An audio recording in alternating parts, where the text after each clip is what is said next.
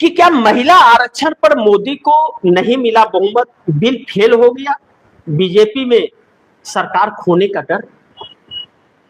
नरेंद्र मोदी जो महिला के आड़ में छुप करके खेलना चाहते थे वो फेल हो गए, पहली चीज। और दूसरा कि विशेष सत्र बुलाकर और यह जो बिल लाया गया है इसका साफ मतलब था कि तमिलनाडु और पश्चिम बंगाल के अंदर वोटों को साधना, क्योंकि 23 तारीख को तमिलनाडु में और पश्चिम बंगाल में पहले चरण का मतदान होना है और 29 को दूसरे चरण का मतदान पश्चिम बंगाल में होगा। तमिलनाडु में तो इनका कुछ भी नहीं है, एक सीटों का भी जुगाड़ नहीं है, एक सीट का भी जुगाड़ नहीं है, न तो उम्मीद है। लेकिन पश्चिम बंगाल में चुनाव आयोग ने रेड कारपेट बिछा दिया है और अदालतों ने भी रेड कारपेट बिछा दिया है इनके लिए। लेकिन उसके बावजूद बैकफुट पर और इंटरनल सर्वे में भारतीय जनता पार्टी हारती हुई नजर आ रही है। इसलिए इस डिलिमिटेशन महिला बिल को, महिला बिल तो नाम है, हकीकत यह है कि इस देश को बांटने का यह बिल है।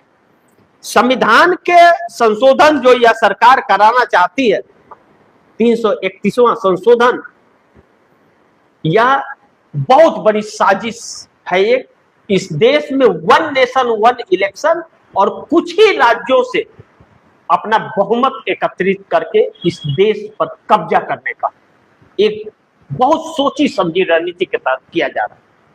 जैसा विपक्ष ने कहा कि आप लिख करके विधेयक में लिखिए कि 50% हर राज्यों के बढ़ेंगे, तो भी साउथ के साथ नाइंसाफी होगी। क्योंकि इसलिए नाइंसाफी होगी, जब जनसंख्या घटाने की बात हुई और केंद्र सरकार ने जनसंख्या घटाने की बात कही, कहा जाता था कि 1 के बाद अभी नहीं और 2 के बाद कभी नहीं।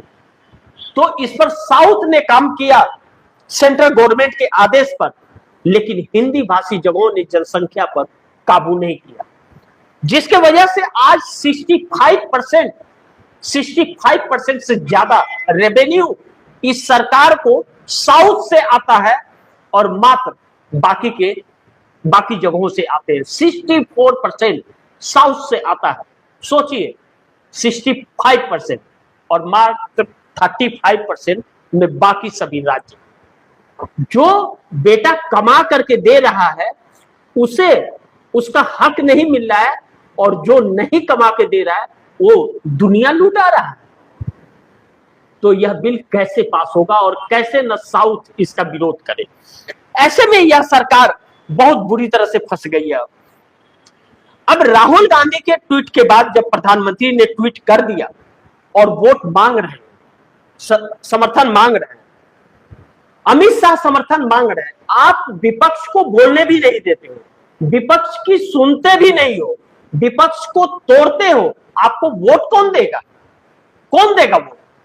विपक्ष ने जब मल्लिकार्जुन खड़गे राज्यसभा के लीडर ऑफ ऑपोजिशन और कांग्रेस के राष्ट्रीय अध्यक्ष मल्लिकार्जुन खड़गे ने जब इस सरकार को खत लिखा प्रधानमंत्री को और कहा कि आप 29 तारीख को वोटिंग समाप्त होने के बाद आप सर्वदलीय बैठक बुलाइए, विधेयक दीजिए, उसमें पढ़ा जाएगा, चर्चा करेंगे, उसके बाद सदन बुलाइए, उसमें सर्वसम्मति से पास किया जाएगा। लेकिन इस सरकार ने बिल्कुल नहीं सुना। सर्वदलीय बैठक बुलाना और विपक्ष के साथ बात करना उचित नहीं समझा, तो इस सरकार को कौन देगा? यह सवाल तो खड़ा होगा। अब यह सरकार बैकफुट पर आ गई है और जब चर्चा इसमें शुरू हुआ तो नॉर्मल जो बहुमत का आंकड़ा 272 है वह भी नहीं जुटा पाई, मात्र 291 पर टिक गई। यानी कि बहुमत के आंकड़े से 21 सीटें कम रही। एनडीए के 292 में 41 सांसद कम वोट डाले। अब यह सरकार फंसी हुई है।